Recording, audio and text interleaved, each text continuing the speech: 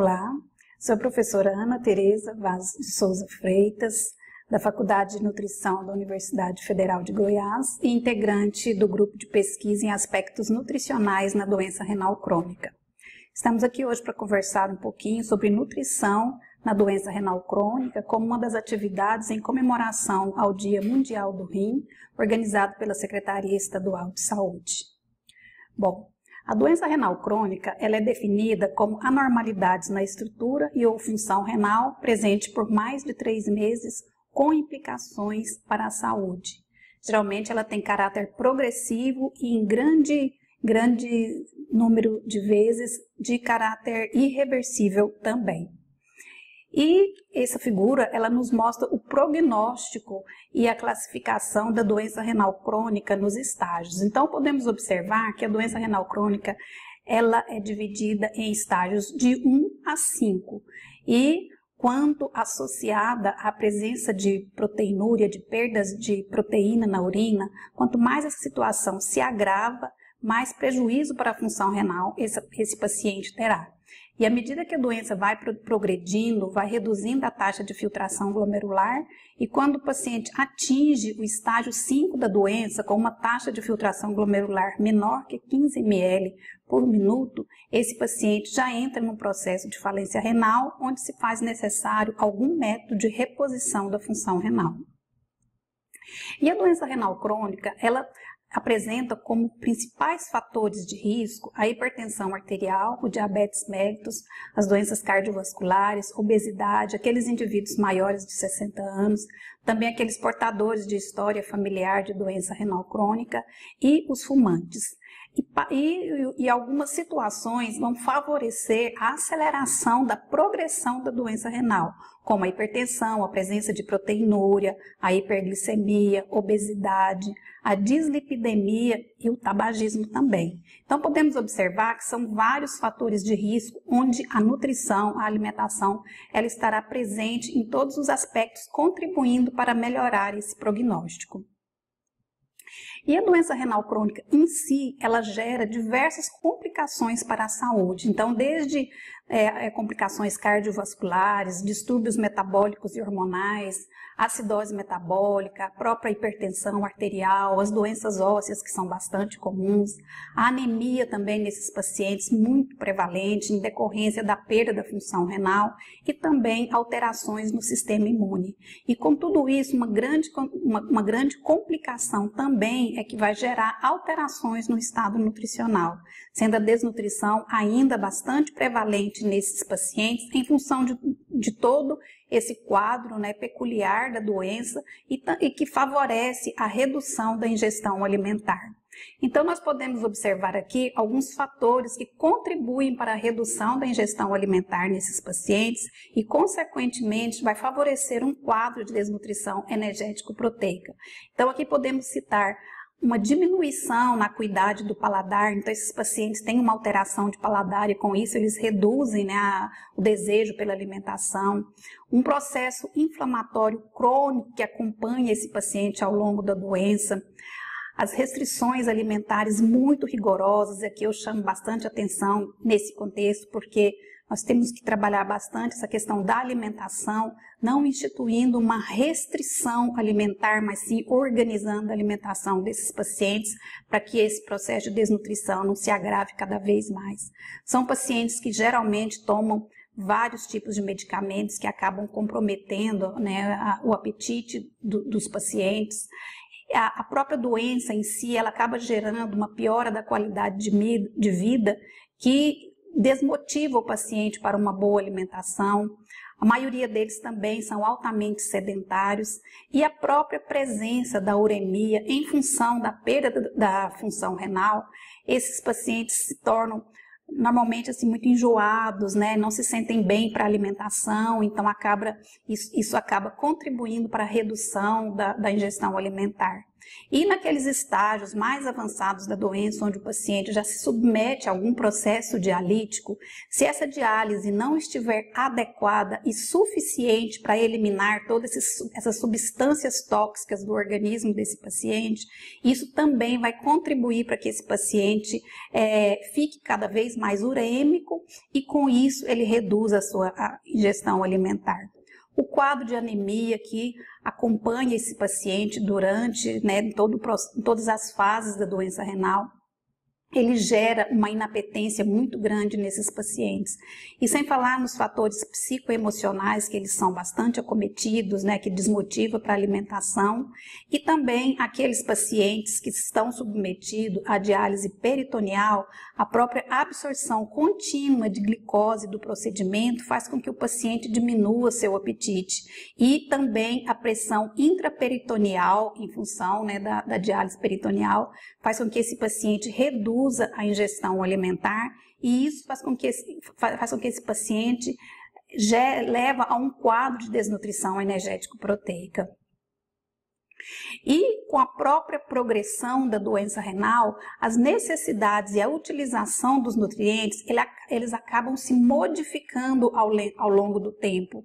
E com isso, facilita o maior risco para as doenças nutricionais e as anormalidades metabólicas.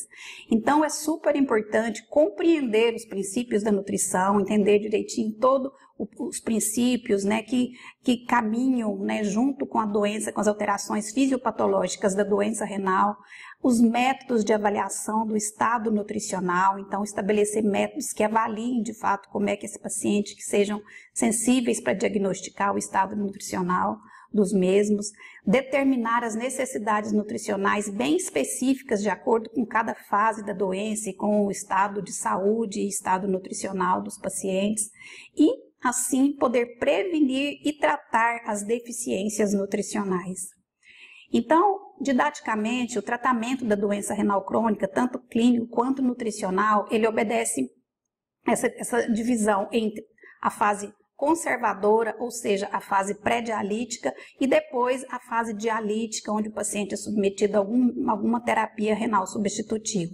Então, normalmente, dos estágios 1 até o 4, esse paciente eles não estão fazendo diálise e são submetidos ao tratamento conservador. E, normalmente, os pacientes, quando atingem o estágio 5 da doença, com uma taxa de filtração glomerular menor do que 15 ml, eles já necessitam de algum método de reposição da função renal. Então, nós vamos trabalhar um pouquinho agora, falando um pouquinho sobre as abordagens nutricionais na doença renal crônica, e nós vamos ver na fase não dialítica ou tratamento conservador. Então, quais são os objetivos dessa fase? Então, retardar a progressão da doença, então todas as medidas médicas, nutricionais, da equipe multiprofissional em saúde trabalham em conjunto para retardar a progressão da doença. Tratar as complicações, como nós já falamos, eles são acometidos de diversas complicações, então essa equipe tem que trabalhar para reduzir essas complicações, modificar comorbidades, ou seja, as doenças associadas a esses pacientes. E um fator que é bastante importante, que é preparar o paciente para o início da terapia dialítica ou transplante renal. Então, aquele paciente que é bem preparado na fase conservadora, na fase pré-dialítica, ele chega mais consciente na fase de diálise, os resultados com o tratamento são bem melhores, tanto para a qualidade de vida, quanto para a redução da mortalidade desses pacientes. E a doença renal crônica, sim, ela pode progredir mesmo na ausência da causa que determinou a lesão renal. Então, é bastante importante a gente tratar, controlar a hipertensão arterial e a pressão intraglomerular, advinda da perda da função renal, a presença da proteinúria, a hiperlipidemia, a hiperfosfatemia, a acidose metabólica, a anemia, todas as situações que o organismo ele se submete em função da redução da função renal. E se a gente conseguir atuar em todos esses aspectos, isso vai contribuir para retardar o ritmo de progressão da doença. E nesse aspecto, a nutrição tem um papel fundamental porque ela contribui em todos esses aspectos que foi citado e assim a gente acredita que vai contribuir na redução da progressão da doença renal. Então, dessa forma, nós temos como objetivo, nessa fase de tratamento conservador ou pré-diálise, né, a nutrição ela pode contribuir para reduzir a toxicidade urêmica, né? Então, instituindo uma alimentação adequada para esse paciente, a gente consegue diminuir a uremia desse paciente e, com isso, a gente reduz a progressão, porque a gente contribui para diminuir a hiperfiltração e aquela pressão intraglomerular que é instaurada em função da perda da função renal. E, dessa forma, acredita-se que pode contribuir no retardo da progressão da doença. Prevenir também ou tratar as diversas alterações nutricionais, tanto a desnutrição quanto a obesidade, né, que hoje a gente observa também um número bem significativo de pacientes que têm a obesidade e isso é sinal de uma má nutrição também. Minimizar os sintomas e evitar distúrbios hidroeletrolíticos, mineral, ácido básico e hormonal. Então, através da alimentação, a gente consegue reverter, contribuir na reversão dessas diversas aí situações. Então, agora eu vou apresentar para vocês algumas abordagens nutricionais, porque a gente não consegue falar de todos os aspectos que nós trabalhamos no tratamento e na prevenção da doença renal crônica. Então, eu vou tentar trabalhar com vocês alguns aspectos que talvez sejam os mais desafiadores para os nutricionistas. Bom, então com relação à proteína. Então sabemos que as proteínas, elas são essenciais, é um nutriente essencial para a manutenção das funções plásticas, da recuperação de tecido, cicatrização de feridas, para um crescimento e desenvolvimento adequado, fundamentais na preservação da função imune de todos nós. Então, como deve ser, qual a quantidade e qual tipo de proteína, animal ou vegetal, qual tipo de proteína que seja mais adequado para esse paciente, considerando que ele já é um paciente que a própria doença já favorece um quadro de desnutrição.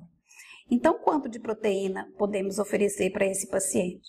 Então, nos pacientes que têm doença renal crônica no estágio 3 a 5, né, ou 4, ou 5, que envolve aqueles pacientes que ainda não estão em diálise, né, de acordo com o CADOC, que é nosso grande guia de recomendações, de diretrizes no tratamento da doença renal crônica, a ingestão de proteína ela deve ficar em torno de 0,6 a 0,8 gramas por quilo de peso corporal por dia. Então, será que isso é suficiente para manter o bom estado nutricional desses pacientes? Quanto que é o recomendado para a população sadia, né? Então, de acordo com as nossas DRIs, né, a população necessita de consumir em torno de 0,8 gramas de proteína por quilo de peso corporal para a manutenção do estado nutricional. Então, na verdade, né, para o paciente com doença renal, a gente faz uma redução dessa proteína de 0,6 a 0,8, mas ainda se questiona muito nessa questão, será que deve mesmo reduzir essa quantidade de proteína, considerando todas aquelas complicações que estão associadas à doença renal crônica?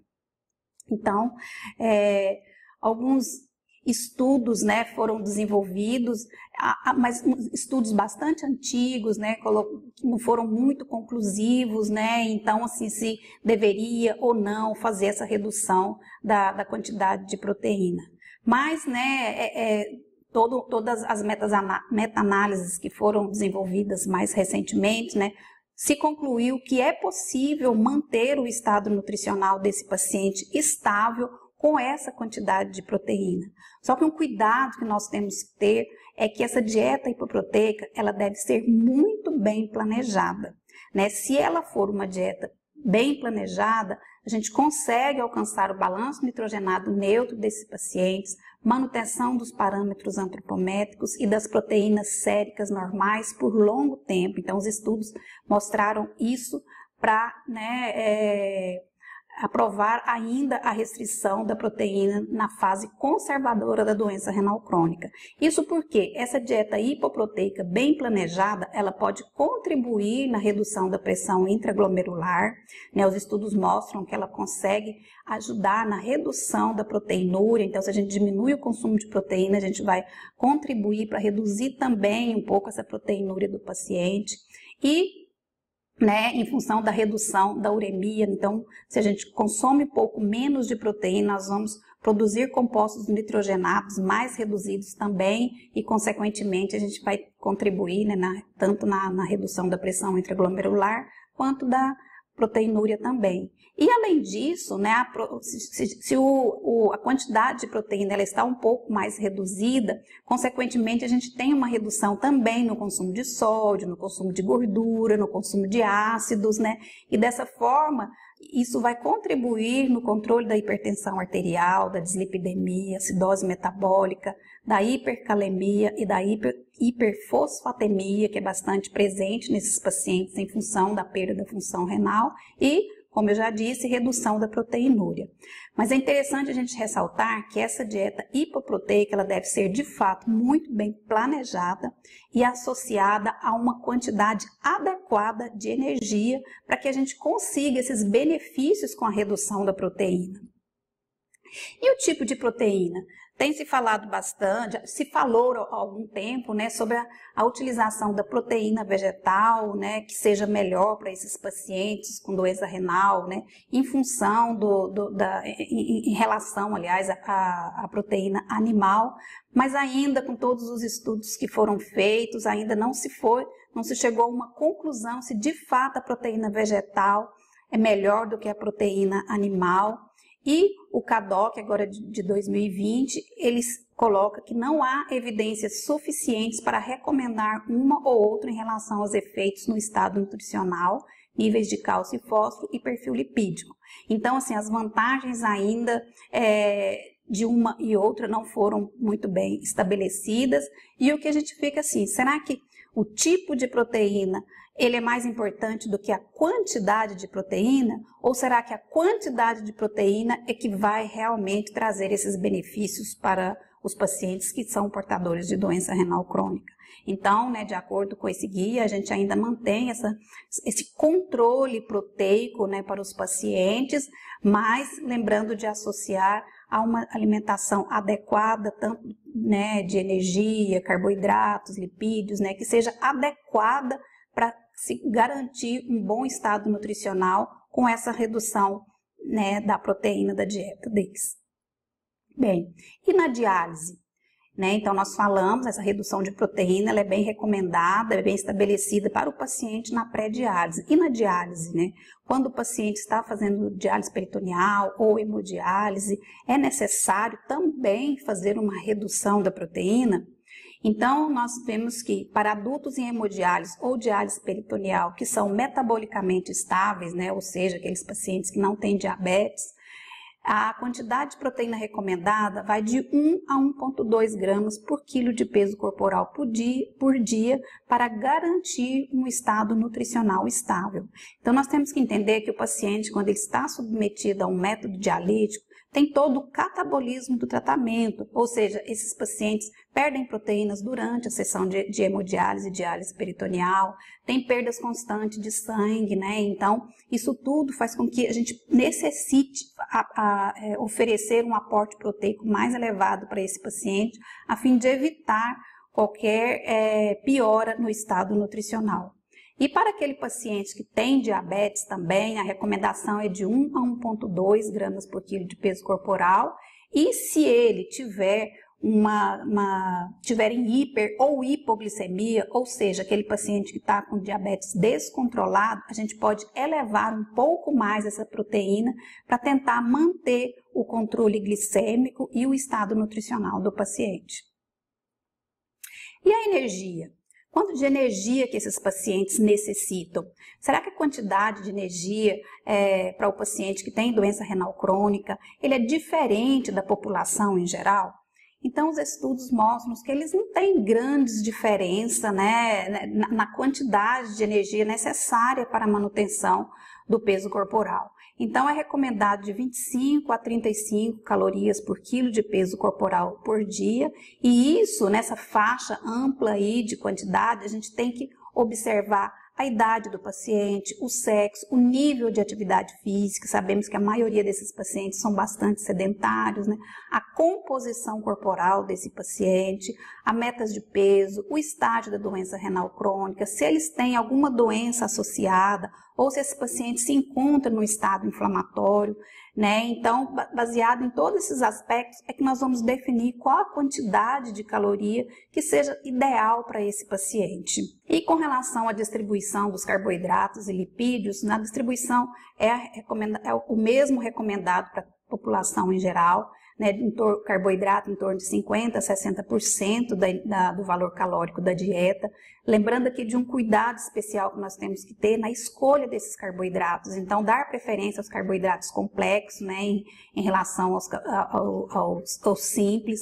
Também fazer escolhas adequadas dos lipídios, né, dar preferência para as gorduras monoinsaturadas, para que a gente tenha lipídios mais saudáveis para esses pacientes e consiga ofertar um valor energético adequado vindo das gorduras saudáveis. E com relação ao sódio, um grande desafio para a gente, né? Então, o controle do sódio ele se faz necessário em todas as etapas da doença renal crônica, em todos os estágios da doença. Então, nós temos que lembrar que a hipertensão é um fator de risco para o desenvolvimento e a progressão da doença renal crônica. Então, a redução da ingestão de sódio ela é muito importante para o paciente portador de doença renal crônica, porque nós vamos conseguir controlar a hipertensão arterial e a retenção hídrica. Com o controle do sódio, é possível potencializar a resposta aos antihipertensivos, melhora o efeito antiproteinúrico dos antihipertensivos e reduz a sede, que é um grande problema para o paciente, principalmente aquele nos estágios mais avançados da doença renal crônica, onde se faz necessário um controle da ingestão hídrica dos mesmos.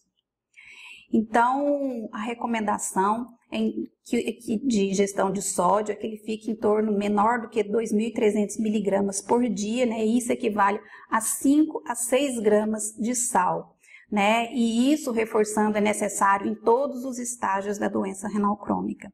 E quando que nós consumimos de sal?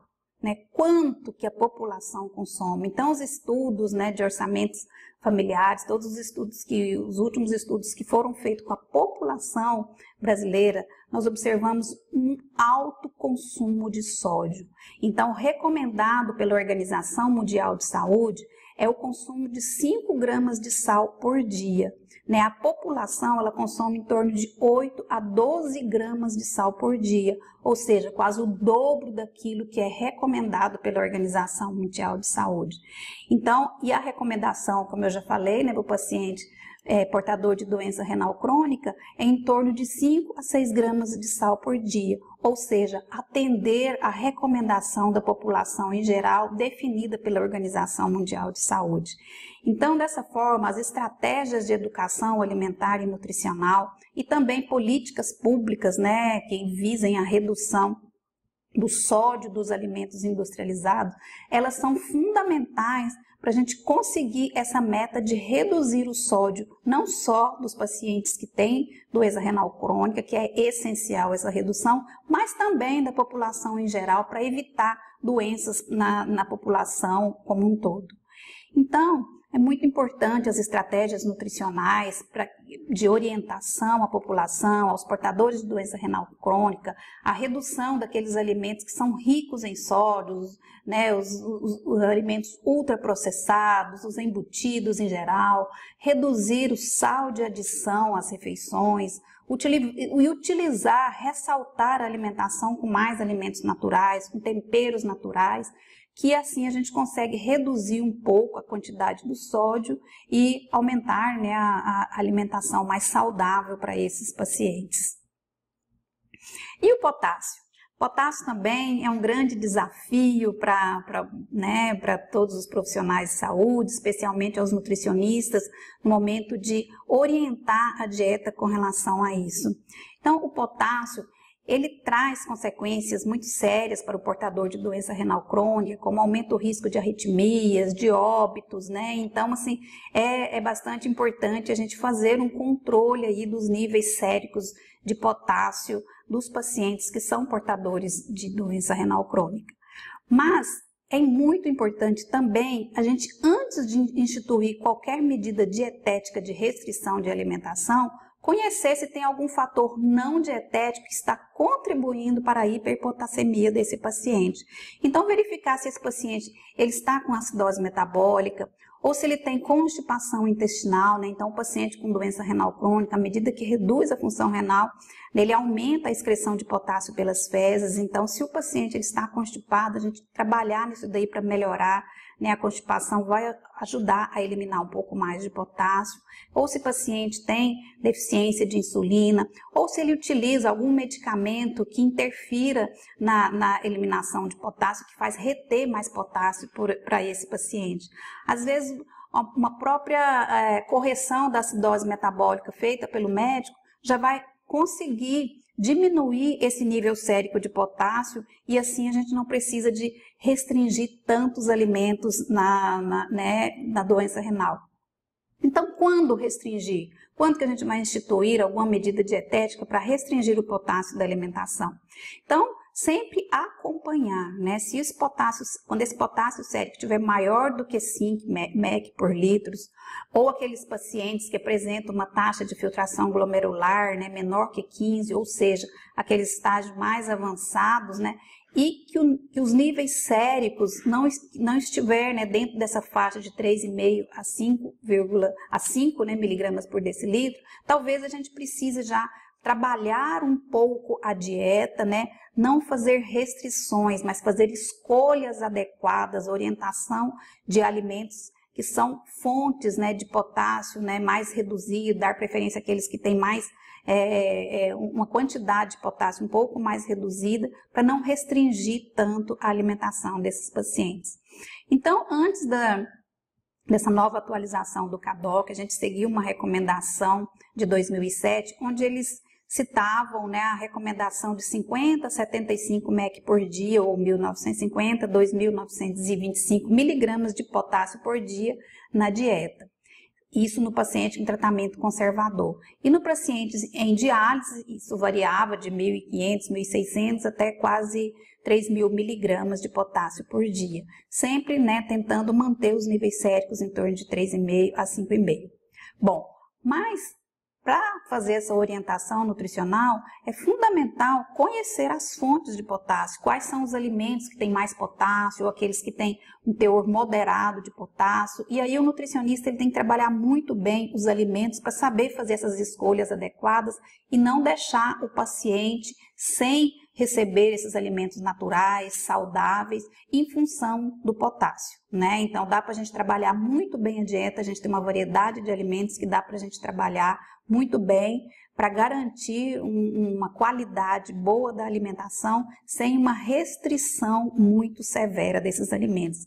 Porque se a gente começa a reduzir muito das verduras, as frutas desse paciente, a gente reduz muito as fibras também, e esse paciente entra em constipação intestinal, então assim, a gente só vai piorar esse quadro. Então, trabalhar, fazer escolhas corretas é o mais indicado para esses pacientes.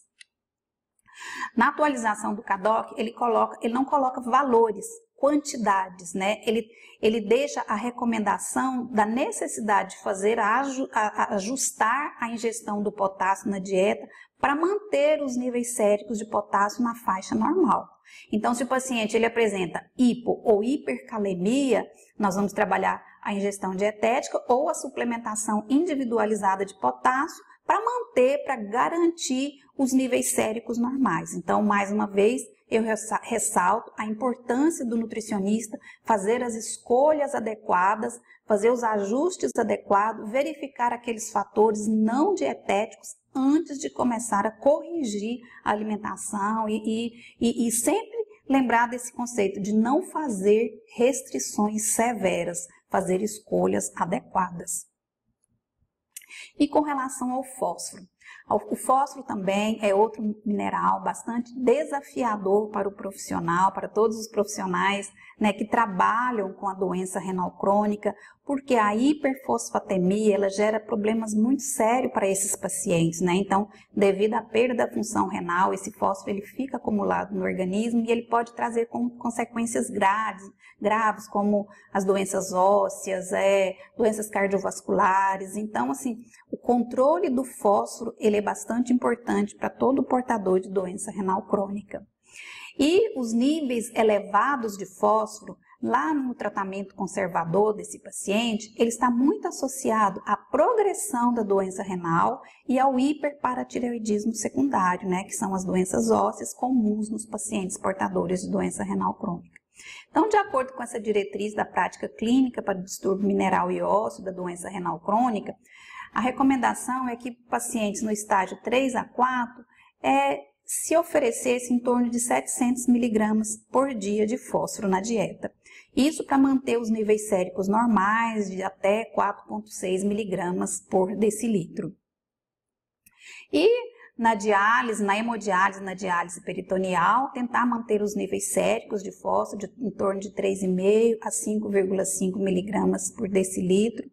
E a ingestão em torno de 700 miligramas por dia na hemodiálise e na diálise peritoneal, variando aí de 8 a 17 miligramas por quilo por dia. Qual que é a recomendação normal de fósforo para a população em geral? Então, de acordo com a RDA, a recomendação é em torno de 700 miligramas por dia, ou seja, o recomendado para esse paciente é o recomendado para a população em geral. Só que normalmente nós consumimos muito mais do que isso. Por quê? Geralmente os alimentos proteicos, eles são fontes de fósforo também. Então a própria dieta da gente, que ela tem um pouco mais a quantidade de proteína, é normal que as pessoas consumam um pouco mais de fósforo. Mas para quem tem função renal preservada, isso não é problema, porque o excesso de fósforo é eliminado pela urina e está tudo bem. Agora, o problema é o paciente portador de doença renal crônica. E um aspecto que é bastante importante, que o profissional, especialmente o nutricionista, ao orientar o controle do fósforo da dieta desses pacientes, se atentar para a razão fósforo-proteína. Por quê? Porque nós temos um desafio muito grande aí. O paciente portador de doença renal crônica, ele necessita de uma quantidade de proteína um pouco maior, aquele paciente que está na fase de diálise, né? Então, a dieta, vocês viram lá atrás, em torno de 1 a 1,2 gramas de proteína por quilo de peso por dia.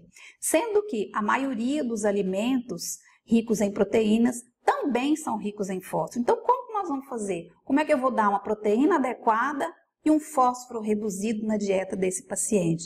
Então, precisamos conhecer os alimentos. Mais uma vez, eu insisto nessa temática. E essa razão fósforo-proteína, ela é muito interessante para a gente observar. Então, aqui eu trago alguns exemplos para vocês. Então, por exemplo, um bife médio aí em torno de 85 gramas. Ele tem em torno de 155 miligramas de fósforo. Porém, ele tem em torno de 27 miligramas de proteína. Olha só, tem muito fósforo? Tem, mas ele tem muita proteína. Então, quando a gente faz essa razão fósforo-proteína, ele apresenta uma razão de 5,7.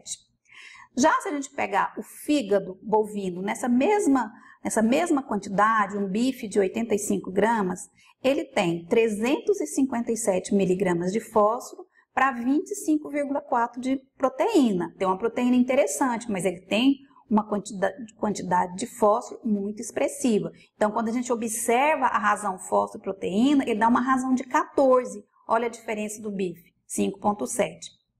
E quando a gente compara isso daí à clara de ovo, olha só, uma unidade em torno de 30 gramas de clara de ovo, ela tem em torno de 4,5 miligramas de fósforo, mas tem 4 miligramas de proteína. Olha só a razão fósforo-proteína, 1,2. Então, quer dizer, uma escolha bem legal, né? E, por um outro lado, uma barra de chocolate, uma barra pequena, em torno de 40 gramas, né? A maioria da população e os pacientes com doença renal crônica também gostam muito de chocolate, né? Então, olha só, 40 gramas de chocolate, ele apresenta 92 miligramas de fósforo. Só que ele tem apenas 3 miligramas de proteína. Então, olha só, a razão fósforo-proteína, 30,7. Então, a gente tem que ficar muito atento às escolhas dos alimentos, a conhecer. Então, o nutricionista ele tem que conhecer os alimentos para ele programar uma dieta que seja adequada a esse paciente, onde ele vai consumir os alimentos, ele não vai ter uma dieta restrita, ele vai ter uma dieta orientada, uma dieta adequada, fazendo escolhas corretas para garantir o bom estado nutricional. E mais sério ainda, e que a gente precisa ficar atento, é ao fósforo inorgânico. É aquele fósforo que está embutido nos alimentos industrializados. Então, ele está muito presente, né, nos embutidos, nos alimentos ultraprocessados, nos queijos processados, né, macarrão instantâneo, refrigerante à base de cola. Aqueles leites, né, UHT, que são os famosos leites de caixinha, a gente pode ler lá no rótulo. Suco industrializado, esses sucos artificiais em pó, eles têm uma quantidade de fósforo muito grande. Então, um estudo desenvolvido em São Paulo, eles observaram que em 100 miligramas, eles fizeram uma análise desse suco, em 100 gramas de pó para diluir, para preparar o suco, apresentava em torno de 793 miligramas de fósforo. Então, olha só, o paciente ele precisa de uma dieta que tenha uma quantidade de proteína adequada, ele precisa de uma quantidade um pouco mais reduzida de fósforo, e aí precisamos fazer escolhas mais saudáveis. Então, ao invés de tirar uma proteína saudável, a proteína da carne, a proteína do ovo, né? Vamos tentar controlar esses alimentos industrializados que apresentam esse fósforo inorgânico. E, além disso, esse fósforo inorgânico também, ele tem uma disponibilidade muito grande para o organismo aproveita tudo isso que está presente, né, nesses aditivos alimentares. Então, além de conter muito sódio, muito açúcar, muita gordura, gorduras que não são saudáveis ainda para o paciente portador de doença renal crônica, ele tem essa quantidade de fósforo embutida aí, que vai prejudicar bastante a saúde desses pacientes. Então, quando a gente estiver estudando esse paciente, investigando o consumo alimentar, a gente tem que ficar muito atento ao consumo desses alimentos ultraprocessados. A recomendação do CADOC, ele também deixa em aberto, ele não coloca valores, quantidades de fósforo na alimentação para esse paciente. Ele cita, né, a importância de ajustar a ingestão de fósforo na dieta para manter os níveis séricos de fosfato na faixa normal e considerar a biodisponibilidade das fontes de fósforo de origem animal, vegetal e os aditivos. Então, isso, acho que essa recomendação ela é bem importante, não fica muito presa a números, a quantidade, e deixa o profissional, traz a responsabilidade para o profissional, principalmente para o nutricionista, de conhecer a ingestão alimentar desse paciente, o que de fato ele está consumindo. Em cima do que ele está consumindo, a gente vai fazer os ajustes para garantir os níveis séricos normais desse paciente e garantir um bom estado nutricional. E um grande aliado que nós temos também, né, no controle do fósforo é o uso de quelantes. Então, né, a gente precisa manter uma dieta com a quantidade de proteína mais, né, um pouquinho mais alta para o paciente, especialmente na fase aí de diálise. E se a gente não conseguir só com o controle da alimentação, né, os quelantes eles nos auxiliam muito nisso daí. Então são, né, medicamentos tipo carbonato de cálcio, acetato de cálcio e o cloridrato de sevelamer, que é uma resina que não tem fósforo, que não tem cálcio, né? Então para aqueles pacientes que precisam de fazer um controle do cálcio, então é uma boa indicação e que ele deve ser consumido junto das refeições que possuam fósforo. Então, a prescrição dos quelantes de fósforo é uma prescrição médica, mas a orientação em que horário que ele deve ser tomado é responsabilidade do nutricionista, profissional que vai conhecer as refeições, a ingestão alimentar desse paciente e saber o momento exato que o paciente necessita de tomar essa medicação, porque não adianta nada o paciente tomar um quelante e aquela refeição não for uma fonte de fósforo, então não vai resolver nada para ele. Já uma outra refeição, onde o paciente come uma carne, ou um queijo, ou leite, ou, né, uma refeição que tenha a fonte de fósforo, é necessário esse quelante estar ali junto para ele se ligar ao fósforo dietético e ser eliminado pelas fezes. Então, trabalhar isso na alimentação do paciente, ela é fundamental. Porque às vezes é prescrito, tomar quelante de fósforo 3 vezes ao dia. O paciente vai lá tomar de manhã, de tarde e à noite. Mas às vezes nem toma no horário que tem uma refeição, né? Simplesmente toma o remédio e não vai resolver nada, né? Não vai alcançar o objetivo de quelar, né? De reduzir a quantidade de fósforo. E um outro desafio também é a questão dos líquidos. quando que nós vamos controlar a ingestão de líquidos para esse paciente? Então, à medida que a função renal desse paciente ela vai piorando, ele vai reduzindo a urina, a diurese. E aí a gente tem que trabalhar junto a quantidade de líquido que esse paciente vai tomar ao longo do dia. É uma questão que eu digo bastante desafiadora, porque nós vivemos numa região quente, né? Os pacientes eles têm sede, normalmente, né, fazem uso de uma dieta que não tão restrita em sódio ou alimentos, né, ricos em alimentos também com muita sacarose, tudo que estimula a sede desses pacientes. Então, normalmente, o paciente em tratamento conservador, nas fases iniciais da doença renal crônica, não há necessidade de fazer restrição.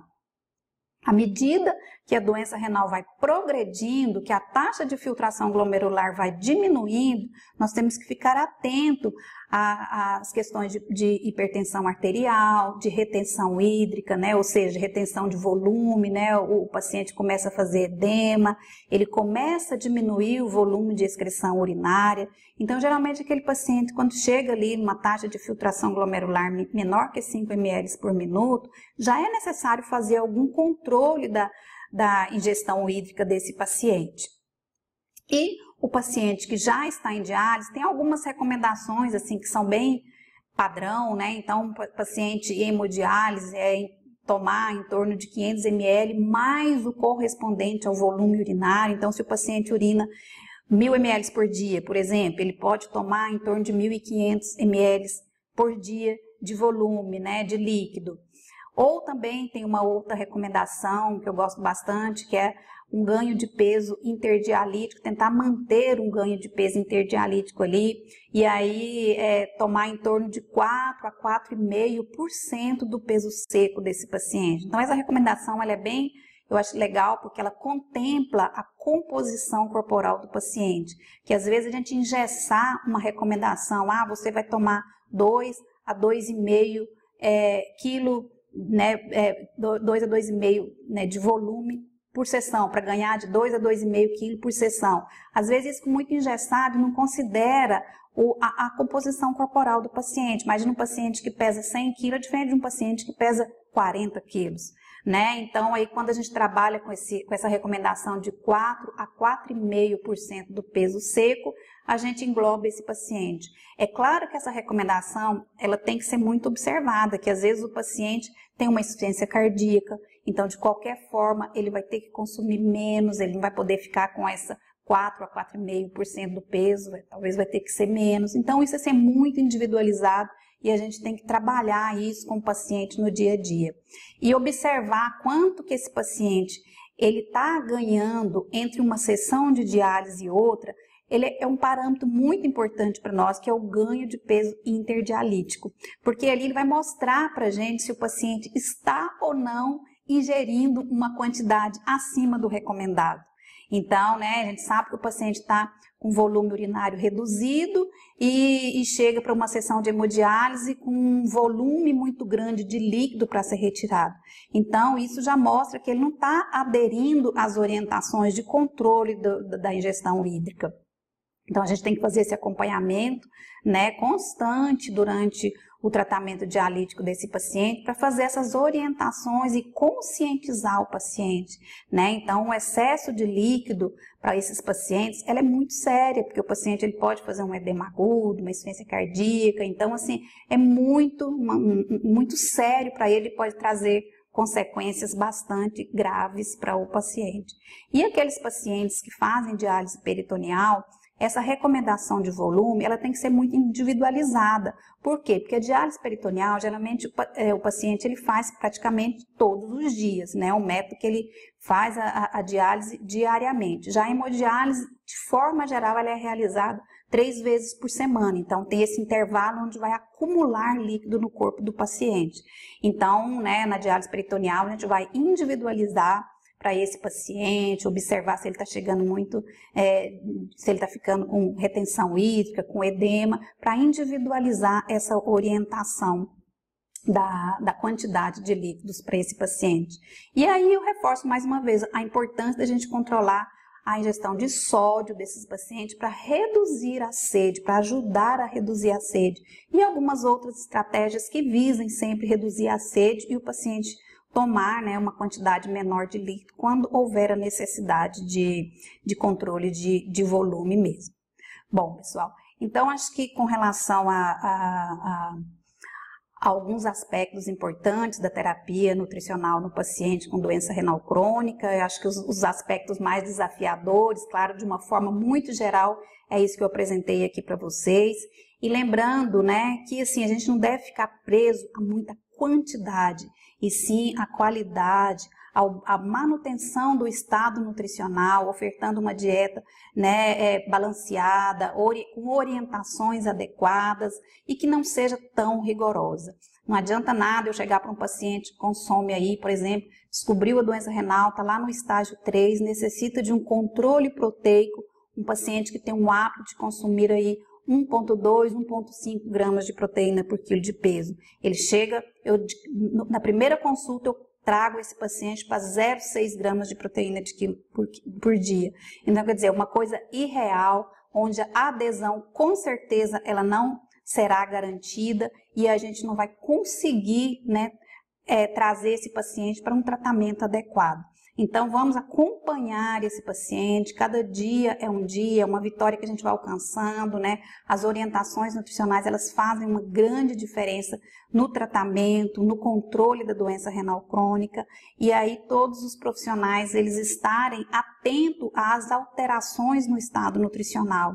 Então, todos os profissionais que acompanham esse paciente, se começar a perceber que esse paciente começou a perder peso, reduziu a ingestão alimentar, começou a ter alterações nos exames, é um momento importante da gente, né, contactar o nutricionista, pedir para fazer uma orientação mais adequada e um acompanhamento mais minucioso para que esse paciente restaure o estado nutricional e melhore a qualidade de vida. Então, acho que o grande objetivo do tratamento nutricional na doença renal crônica é a gente contribuir para melhorar a qualidade de vida desses pacientes.